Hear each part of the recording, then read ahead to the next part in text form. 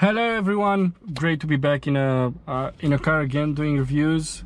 This time we're driving the Mini Cooper SE, which stands for electric, and we're gonna start presenting the car from inside and then go at the end of the video for a short design review, let's say. But for now, let's drive. So this is how the key looks like. It's a standard mini key. Nothing fancy about it, apart from the shape of it. It's a keyless system, so I don't need to put the key anywhere. I just leave it in the cup holder maybe.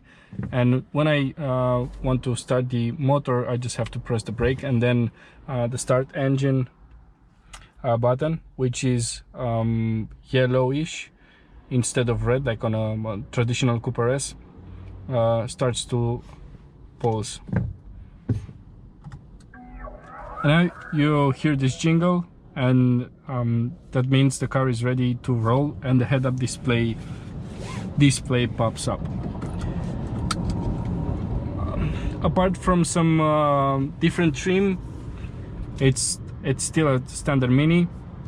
We do have this display here. We have an analog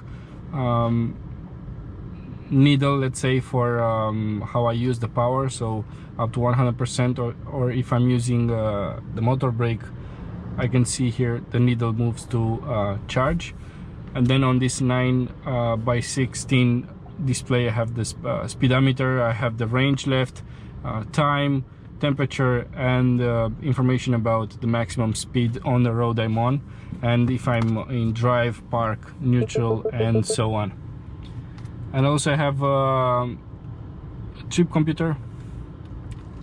My average consumption on this car is 16.5 kilowatt hour for 100 kilometers. And then here on the center console we have this wide screen, which has a very good resolution, as you can see now from the reverse camera. I have the smart parking sensors, which work like radar, so they're very precise and easy to read. This display is also touchscreen, so I can use it for fast commands in Apple CarPlay instead of using Siri and so on. And the Apple CarPlay looks really nice. And then here on this third of the screen, I can put whatever I want. So now I have this nice analog clock, but I also can show some navigation information, where I'm at, where I'm heading at. More precise information if I need it, but this is a Mini, so not good for off-road. I can also see onboard computer. I'll just leave it like this so you can see during the test drive information about speed and consumption and the range. Now I have about 20 kilometer trip to BMW to give this car back, and I'll use Waze to navigate us there. So BMW Romania looks really sharp. It's almost like phone quality, this screen, and it has a very fast response. Underneath the screen we have some shortcuts buttons like we've seen on BMW, so I can switch between radio station if I have a favorite radio station, or I can I don't know, have a shortcut to onboard computer, trip computer, and so on. But for now, let's also, the sound system is very good. It's a Harman Kardon. Yeah, and then underneath here we have the commands for air conditioning. We have dual zone climate control, which is standard. We have some dedicated buttons for heated seats, for defog, for the back window, air circulation, max AC, and heated seat for the passenger. With this button I can turn off parking sensors, and again, as you can see, we have this LED ring in front of the screen, and if I move my car too close to the car in front, this one will turn red. So it is really smart LED implementation, which I really love. Also works when I want to set a higher ventilation or temperature. and also volume. So it's really sweet, because if I'm driving along and I just want to make sure the temperature is right, I don't have to look to the small screen here. I just sort of feel if I'm doing the right settings also here, so you can see with your peripheral vision, and that I like. We also have another button here for high energy or low energy recovery. So this button here changes the settings of the braking power. So if you get to drive this car a lot and you get used to it, you'll learn how to drive it with just one pedal. So this is the button we use for starting and stopping the car. Here it's for dynamic traction control or full ESP off. Just DSC, of course, you just have to hold it for like 10 seconds. And this button here changes the car dynamics, so you can go from green plus to green mid, which is a neutral setting, and then sport, but I'll leave it in mid. So now I have 158 kilometers range, and with green plus I can go all the way up to 180, but with limited AC. Okay, now let's put it in reverse. Also I can say something about lots of stuff here. Really nice materials, soft here, all the way up. Here we have some glass tip plastic, which does move a little bit, but otherwise it's a solid construction. And as a former Mini owner, I'm very curious if this car can still handle like a Mini.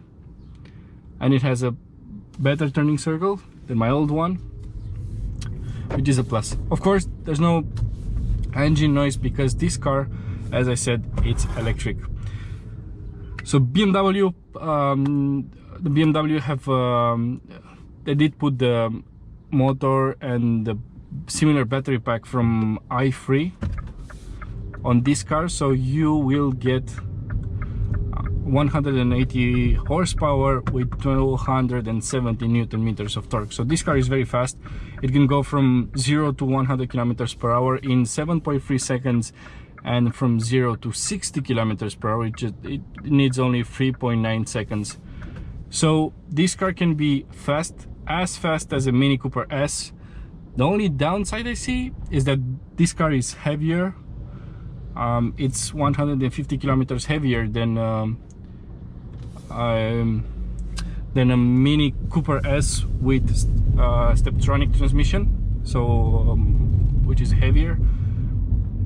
And also the top speed of this car is only 150 kilometers per hour, which is illegal in most of the European countries except Germany on some highway parts.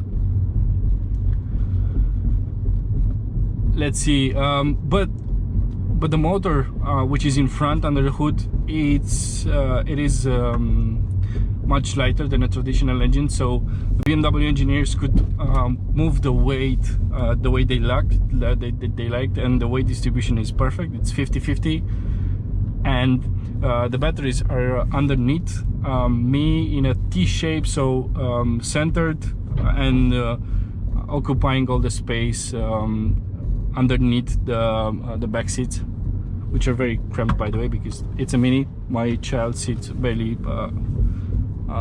had room in there.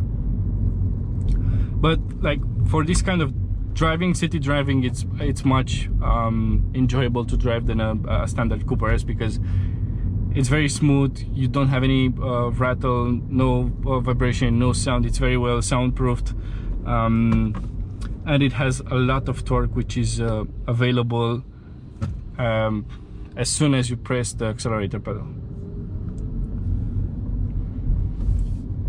And the suspension, it is quite harsh. Ooh, nice. It is quite harsh because you know, it's a Cooper S and it has to deal with all the extra weight. This car is a little bit taller than a standard Cooper S, but the center of gravity, it's almost like 3 centimeters lower, which does help stability. If you get to drive this car on a track, you can really feel it. But of course, having a top speed of 150 kilometers, you know, you can only drive on like karting circuits, because you don't need a high top speed. The steering is light. It's made for city use, and which is, I do agree with this kind of setting. I don't want it harder than that, because otherwise it's a pain in the ass to drive this car. I know I had the R50 Mini, which is the first generation made with BMW, and that car had a really hard steering, really hard gear changes, and also a really bad turning circle. So comparing that car to this one is like it's like a toy car. So yeah, I'm a fan of this kind of setups, especially on a Mini, which is supposed to be used in a town. It should be easy to drive, and when you want to floor it a little bit harder, then yeah, you can put it in green, and the car, it's still enjoyable, and doesn't ask any unnecessary skills. It has a battery pack of 32.6 kilowatt hour, which is kind of normal for this kind of car, but it's below of what Peugeot and Opel and you know, the PSA cars can offer you at 50 kilowatt hour capacity. And it's also less than Renault Zoe or Nissan Leaf, and it comes at about the same price, starting from 33,000 euros. So you'll pay extra money, or the same kind of money, for less battery, but more power, much more enjoyment when it comes to driving, and for the premium feel of this car. Don't forget, Mini is a premium brand with premium driving quality, premium interior, and so on. And yeah, these are the this is actually the downside of this car. So if you want better soundproofing, better materials used in the cabin, you'll have to give some from the battery capacity. But for city use, I think it's still enough for 1 week of use. You can charge this car with a top power of 50 kilowatt at a public charging station, and that will take from 0 to 80% at about 36 minutes. You can still use charge this car at home, but that will take you about 12 hours for a full charge. And I don't know, if you use a 11 kilowatt power public charging station, you know, the one that you find on the side of the road in parking spots, that will take about 2.5–3 hours. So it's still okay, even though there are some cars on the market that can offer about 70–80 kilowatt power charging power. So it's okay. So now we've earned some mileage here because of the driving style. Actually, in Romania, this is the first day after the emergency state, so there are a lot of people on the streets, a lot of cars. It is a bit unusual after 2 months of Bucharest looking like a abandoned city. So yeah, I think it's a really nice car to drive, and I'm really happy that I get to drive a Mini that's electric. It still feels like a Mini, and that I like. It's not the first electric Mini. BMW did a bunch of them in 2010, if I remember well. They had a fleet that went on testing in some countries in Europe, and it did very well. And I'm happy that they're back with this one. So these are my thoughts on this car. Let's move on to the outside of the car. And this is how the Mini Cooper SE looks from the outside. Apart from these yellow accessories, it looks like a traditional Mini. We have these sick looking rims, which they replicate 3-pin socket from UK, and also we have the Union flag there. And also we have this this nice E logo, which looks like a plug. If you look it from this side, and you have this E integrated really nice there. And here we have the Cooper S logo with the S, instead of being red, it has this yellow tint. No exhausts, of course, because it's electric. And yeah, another difference, it's at the front where the grill is fully covered. Also, this color attracts a lot of bugs, but this part here, it's covered because not having a traditional engine means there's less need for cooling. Also, this grill here, it's faked, but it's a nice car. It's kept here as a design trademark. Yeah. The charging port, it's here on this side where you usually find the gas tank fill, and we have a CCS charging port type 2 also. And yeah, for faster 50 kilowatt power charging, you have to use both plug at the same time with a combined charging system, or as we know it, CCS. Apart from that, yeah, this is a normal Mini.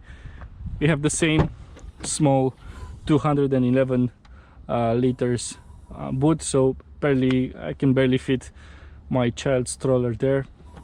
But if you want more space, you can recline the back seat. Yeah, pretty cramped inside also, but it does look nice. It does look like a Mini. It doesn't have an unconventional design like other electric cars on the market, so for that I give it a bonus. Looks nice, especially this environment. Yeah, thank you everyone for watching my short review. If you want an electric car that's a little bit more posh, looks good, drives good, feels fast, here it is, the Mini Cooper SE electric. Thank you everyone for watching. See you on the next one. Bye.